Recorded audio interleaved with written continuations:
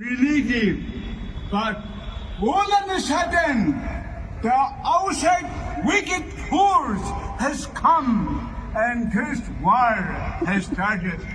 You have power upon the universe, so may your power come unto Manipur and bring peace.